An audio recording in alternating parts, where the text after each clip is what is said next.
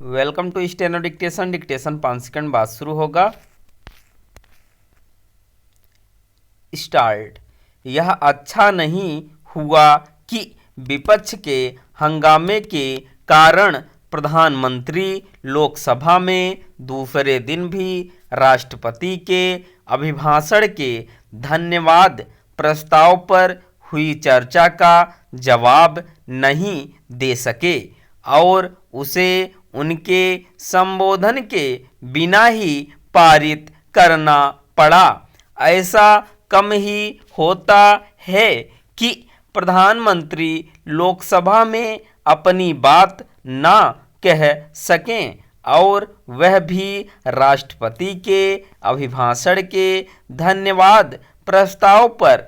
यह एक परंपरा रही है कि धन्यवाद प्रस्ताव पर चर्चा का जवाब आमतौर पर प्रधानमंत्री ही देते हैं।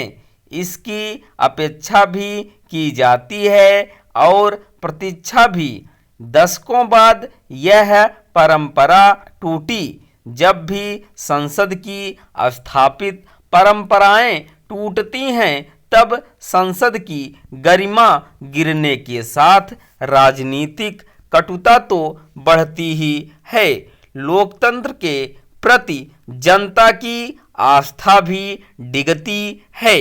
लोकसभा स्पीकर ने जिस तरह यह कहा कि उन्होंने अनहोनी की आशंका के चलते प्रधानमंत्री को सदन में आने से रोका था, क्योंकि विपक्षी सांसदों के व्यवहार के चलते कोई अप्रत्याशित घटना घट सकती थी, वह बहुत ही गंभीर है।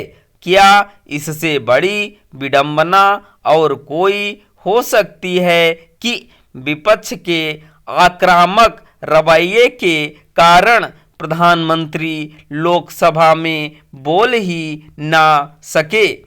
इसकी भी अनदेखी न की जाए कि राज्यसभा में भी प्रधानमंत्री की ओर से जब राष्ट्रपति के अभिभाषण के धन्यवाद प्रस्ताव पर चर्चा का जवाब दिया जा रहा था तो विपक्षी सांसदों ने हंगामा किया और अंततः सदन से बाहर निकल गए।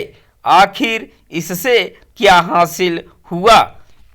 संसद के बजट सत्र के शुरुआती चरण में संसद के दोनों सदनों और उसके परिसर में जैसे दृश्य देखने को मिले हैं वे संसदीय मर्यादाओं का उपहास उड़ाने वाले हैं।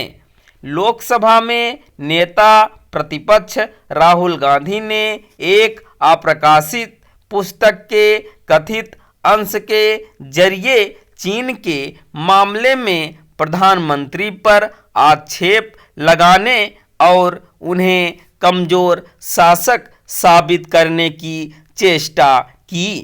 पता नहीं क्यों वे यह भूल गए कि इसके जवाब में उन्हें प्रकाशित पुस्तकों के माध्यम से अप्रिय बातें सुनने को मिल सकती हैं और उनके साथ साथ उनके दल को भी असहज होना पड़ सकता है। बीते दिनों संसद परिसर में भी ऐसा कुछ हुआ जो नहीं होना चाहिए था।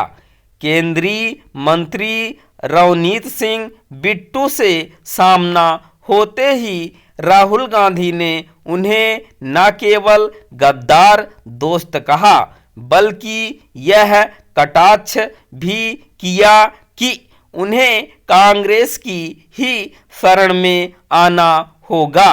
क्या राहुल कांग्रेस से दूसरे दलों में गए सभी नेताओं को भी इसी नज़र से देखते हैं?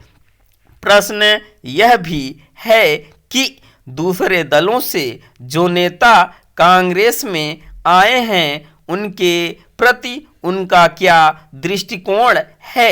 अच्छा हो कि पक्ष विपक्ष यह समझें कि संसद हंगामे के लिए नहीं है। स्टॉप।